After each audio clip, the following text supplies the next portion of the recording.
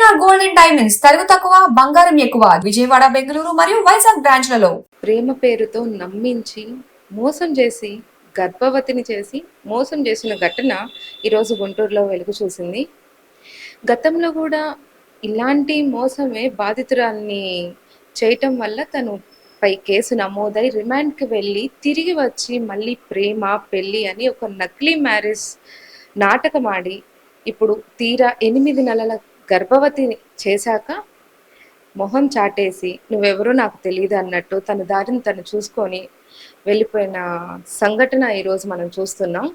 అసలు పూర్తి వివరాలు అనేవి తెలుసుకునే ప్రయత్నం చేద్దాం. తనైతే మనస్తాపంతో తనకి ఇంకా న్యాయం జరగదు అనే ఆవేదనతో ఆత్మహత్య యత్నం కూడా చేసుకునే పరిస్థితి. ఇప్పుడు తను అసలు ఎలా ఉంది, తన పరిస్థితి ఏంటి అనేవి ఒకసారి మాట్లాడదాం రండి. అమ్మ, మీ పేరేంటి? శంషినిసా. మీరు ఎప్పుడు పెళ్లి చేసుకున్నారు? జనవరి 15కి పెళ్లి చేసుకున్నాను. జనవరి 15. జనవరి 15 ఈ ఇయర్ 2026 లో మీరు మ్యారేజ్ చేసుకున్నారు. అసలు మీకు తను ఎలా పరిచయం? 2024లో పరిచయం. మా ఇంటి దగ్గర అబ్బాయి ఇలా పెళ్లి చేసుకుంటానని మోసం చేసి ఇలా చేశాడు. ప్రెగ్నెంట్ అయ్యాను. తర్వాత వాళ్ళ అక్క వాళ్ళ కూతురు పెళ్ళి అవ్వంగానే చేసుకుంటాను, ఆ ప్రెగ్నెన్సీ తీసేయమని తీయించేసి తర్వాత పెళ్లి తీసేసానుగా అంటే లేదు నేను చేసుకోను అని చెప్తే నేనేమో దిశలో కంప్లైంట్ పెట్టి రిమాండ్కి వెళ్ళి వచ్చాడు. వచ్చిన తర్వాత ఆ కేసు నా పైన గట్టిగా ఉందని నన్ను మళ్ళీ మోసం చేసి పెళ్లి చేసుకుంటాను, అది నువ్వు వాపస్ తీసుకో కేసు అని నా చేత సైన్లు ఇచ్చేసి ఇప్పుడేమో కడుపు కూడా తీయించేసి నాకు వద్దు, ఈ కడుపులో ఉంది ఆడమ్మాయి అని చెప్పి మోసం చేసి. అంటే స్కానింగ్ ఏమన్నా చేశారా? ఇది ఆడపిల్ల కాదు, అని ఎలా ఎవరో చెప్పారు? జ్యోతిష్యుల ద్వారా తెలుసుకొని. ఇప్పుడు ఆల్రెడీ ఒకసారి మీరు మోసపోయారు, మళ్ళీ అదే వ్యక్తిని ఎందుకు నమ్మాల్సి వచ్చింది? అందరికీ తెలిసిపోయింది నేను లవ్ చేశాను కదా, అందుకని మళ్ళీ ఆ అబ్బాయి అలా ఇచ్చేసాడు, నాకు నమ్మించేలాగా మోసం చేశాడు. ఇప్పుడు తను ఏమంటున్నారు? చేసుకోను, ఏం చేసుకుంటావు చేసుకో. Two two days back Insta call చేసి నువ్వు చచ్చిపో, నా మీద ఎంత మాత్రం ప్రేమ ఉంటే నువ్వు చచ్చిపో. 1 వీక్ బ్యాక్ ఎంగేజ్మెంట్ చేసుకున్నాడంట. అది నాకు తెలిసింది. అది అడిగాను, ఏంటి ఎంగేజ్మెంట్ చేసుకున్నాను ఏంటి, నువ్వు నాకు ఇష్టం లేదు, మా ఇంట్లో వాళ్ళు నువ్వు కావాలంటే మమ్మల్ని వదులుకోమంటున్నారు అని చెప్పి చచ్చిపో, ఎంత మాత్రం ప్రేమ ఉంటే చచ్చిపోయి చూపించు అని చెప్పాడు. మీరు పెళ్లి ఎక్కడ చేసుకున్నారు? హోటల్లో చేసుకున్నాను. హోటల్లో చేసుకున్నారు అంటే ఎవరు చేశారు? అంటే పెద్దల సమక్షంలోనే కాదు, చేసుకున్నారా లేక? మా ముస్లిమ్స్లో హాజీ అని ఉంటారు, అని వచ్చి చేశారు. ఇప్పుడు ఆయన దగ్గర చేసుకున్నారు. మరి మీ మా పేరెంట్స్ మా పేరెంట్స్, అబ్బాయి, మేము ఎవరినో తీసుకొచ్చాడు అబ్బాయి, వాళ్ళ చేత సైన్లు పెట్టించి చేసాను. ఆ తర్వాత రిజిస్ట్రేషన్ కి కానీ ఎక్కడికి వెళ్ళలేదా? సర్టిఫికెట్, మ్యారేజ్ సర్టిఫికెట్ అన్నీ ఉన్నాయి. ఇప్పుడు మీకు ఎలాంటి న్యాయం కావాలని కోరుకుంటున్నారు? నాకు అబ్బాయి నాలాగే ఇంకా మోసపోకూడదు మేడం. నాలాగా ఇలా చేశాడు, ఇంకా ఎంతమంది చేస్తాను. నాకు అబ్బాయే కావాలని కోరుకుంటున్నాను. ఇంకా నాకు బ్రతకాలని లేదు మేడం. ఇక్కడ నుంచి వెళ్ళిపోయిన తర్వాత కూడా ఏమైనా చేసుకుంటాను. 2వ సారి మోసం చేశాడు మేడం, ఇంకా బ్రతకలేను, అందుకే ఆ డెసిషన్ తీసుకున్నాను. రౌఫ్ నగర్ 2nd లైన్ ఇల్లు వాళ్ళది. షాప్ ఏమో 20 నెంబర్ షాప్, స్టేడియం దగ్గర. షేక్ ఫయాజ్ అబ్బాయి పేరు, వాళ్ళ తండ్రి పేరేమో రెహమాన్. ఈ అబ్బాయిని ఇలా చేయమని చెప్తుంది వాళ్ళ ఫ్యామిలీ, వాళ్ళ 2 అక్కలు, బావలు, వాళ్ళ అన్నయ్య, నాన్న, అమ్మ ఫోర్స్ పెడుతున్నారు.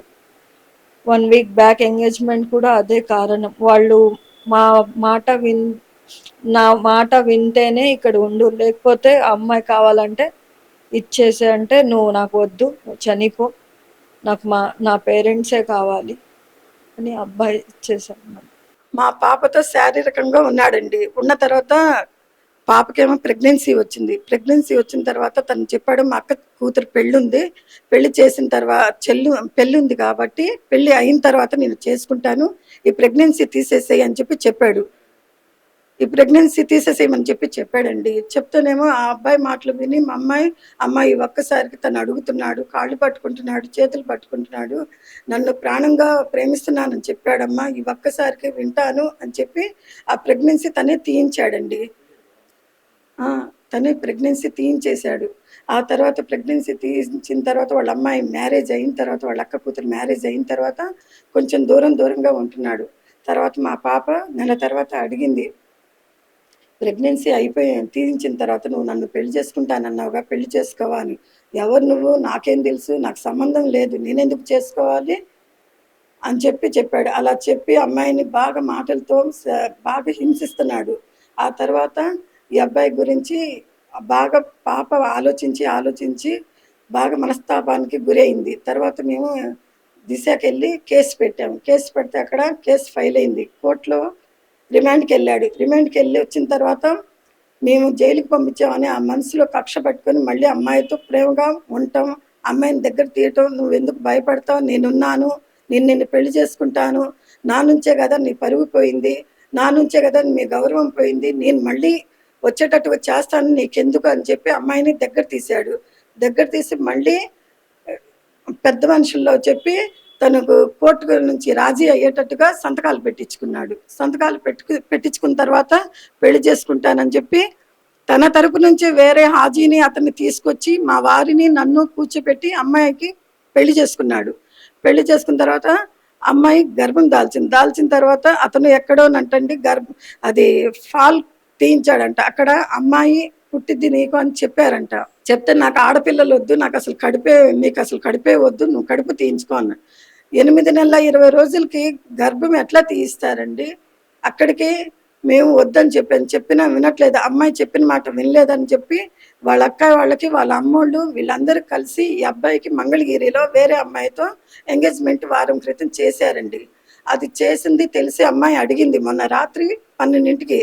అడిగితే తను 12 కాడ నుంచి పావుతకు 4 వరకు అమ్మాయిని ఫోన్లో మాట్లాడి చిత్రహింసల మాటలతో తను మానసికంగా గాయపడేటట్టుగా తను చేసుకునేటట్టుగా చేశాడు. నా మీద ప్రేమ ఉంటే కనుక నువ్వు చచ్చిపో, నువ్వు అంటే నాకు ఇష్టం లేదు, నిన్ను వదిలించుకోవాలని ఉంది, నువ్వు సస్తే పీడా పోయిద్దని చెప్పి మా అమ్మాయిని మాటలతో హింసించాడు. తను మానసికంగా రాత్రంతా ఏడ్చి తను నిద్రమాతలు మింగి ఇలా హాస్పిటల్కి వచ్చేసిందండి. చేశాడు. పెళ్ళైన కాడ నుంచి వాళ్ళ అక్కోళ్ళు వాళ్ళ అమ్మోళ్ళు చెప్పిన మాటలు విని అమ్మాయిని కొట్టడం, తిట్టడం, చిత్రహింసలు పెట్టడం, మానసికంగా చాలా శాడిస్ట్ అండి అతను. మమ్మల్ని బాగా తనని రిమాండ్కి పంపించామని చెప్పి మమ్మల్ని బజార్ పాలు చేయటానికి ప్రేమ పేరుతో మా అమ్మాయిని మోసం చేశాడు. ఇలాంటి వాళ్ళని తగిన శిక్షలు విధించాలని చెప్పి నేను కోరుకుంటున్నాను. ఇది వాస్తవం, నిజం చెప్తున్నాను. మేము ఎవరికో భయపడో లేకపోతే ఎవరినో బెదిరించాలనో మేమేం చెప్పట్లేదండి. ఇంత పరువు మర్యాద పోయిన తర్వాత ఏ తల్లిదండ్రులు బ్రతకరు.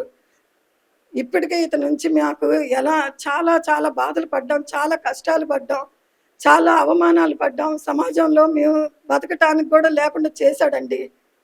నేను ప్రభుత్వాన్ని ఒక్కటే కోరుకుంటున్నాను, సిఏ గారిని కూడా ఒకటే కోరుకుంటున్నాను.